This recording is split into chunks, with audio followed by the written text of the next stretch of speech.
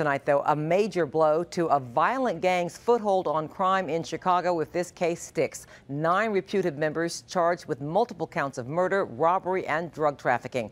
Craig Wall is following the story tonight, and he is here with what are really some disturbing details, should they be true, Craig. Yeah, Robin, absolutely. The suspects are all reputed members of the Hobo Street Gang. Federal prosecutors say the Hobos gang operated on Chicago's South Side, originating out of the old Robert Taylor public housing units before they were torn down. All 9 are charged in a racketeering conspiracy that centers on a pattern of violence and criminal activity between 2004 and 2009. The racketeering charge outlines a gang which would literally commit any violent crime, up to and including murder, to protect its turf and its operations, and to punish and intimidate its enemies, and to make money.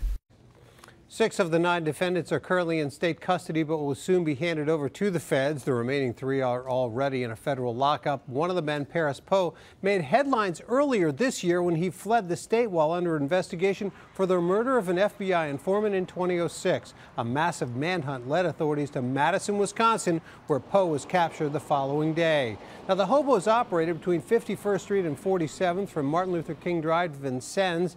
The defendants are all charged in connection with 5 murders, the solicitation of a 6th murder, along with 4 attempted murders, robberies, and a drug dealing enterprise. They all face at least 20 years and possibly life in prison. When we can make a case with the U.S. attorney where these individuals are going to get incredibly strict, strong sentences, I think it sends a very powerful message.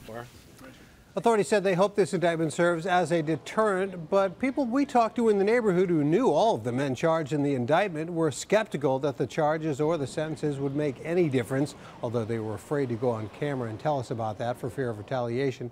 A community activist hoped, though, that the publicity about the charges and this case might change some attitudes.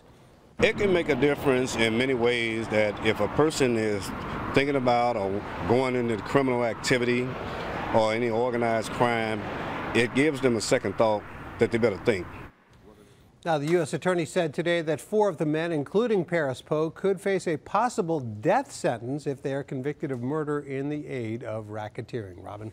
And Craig, the time period covered in the indictment is 2000 up to 2009, but in the last 4 years, I take it that they're not alleging these guys haven't been doing anything wrong as well. No, they haven't, but the racketeering conspiracy focuses on that time frame, Robin, because that's when the majority of these major crimes are all committed, including the murders and the attempted murders and whatnot. So all this conspiracy was during that time frame. They're not saying that things didn't happen, and this investigation does continue. All right, thank you, Craig Wall.